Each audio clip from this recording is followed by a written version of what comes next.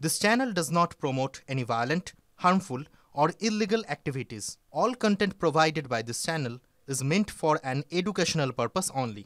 Top quality और consistent performance के लिए सिर्फ सिल्वर पंप नाम याद रखना। দেখুন আইএসএফের মদতপুষ্টেরা খুনির কোনো জাত হয় না।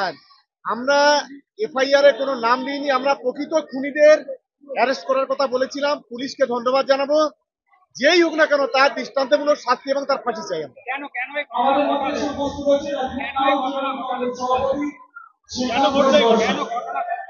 পুলিশ তদন্ত চলছে, কেন করলো কি করে বলবো, এখন একমাত্র পুলিশই বলতে পারবে, আমরা তো এখনো কিছু করতে পারবো না।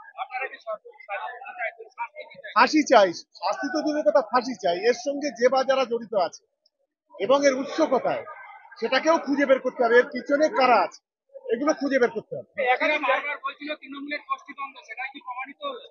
দেখুন, তৃণমূলের কোনো গোষ্ঠীদ্বন্দ্বের কোনো বিষয় এখানে নেই। এখানে আইএসএফ এর মদতপুষ্ট হয়ে আজকে যে বা যারা খুন করেছে তারা কখনো দলের লোক হতে পারে না। আর মোফাজ্জেল আমাদের দলের কোনো পদাধিকারী নয়। লক্ষ লক্ষ মানুষ তৃণমূল, কোটি কোটি মানুষ তৃণমূল কংগ্রেসে আছে, তৃণমূল কংগ্রেসের ঘাড়ে দোষ চাপিয়ে লাভ। কথা আপনি বলেছিলেন যে এটা আইএসএফ এর কাজ হতে পারে। আমি আজও বলছি এরা আইএসএফ এর মদতপুষ্ট হয়ে এই ঘটনা ঘটিয়েছে। মানে কতটা কনফিডেন্সের লেভেল বুঝতে পেরেছেন? খুন করেছে, খুন করে এসে আবার শওকত মোল্লার অদরেই দাঁড়িয়ে আছে, পেছনেই দাঁড়িয়ে আছে, দাদা প্রোটেক্ট করে নেবে, হয়তো এই মানসিকতা নেই।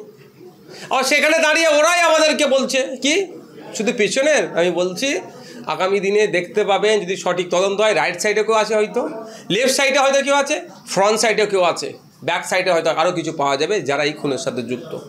এটা সম্পূর্ণরূপে জলদাপাড়িয়া অঞ্চল নেতৃত্ব হিসাবে তৃণমূল কংগ্রেসের ছিল, কিছু কন্ট্রোলের ছিল যে আমি এটা কন্ট্রোল করব, ও বলছে তুই দুদিনকারের নেতা, তুই কন্ট্রোল করবি, তোকে হাত ধরে আমি নিয়ে এলাম।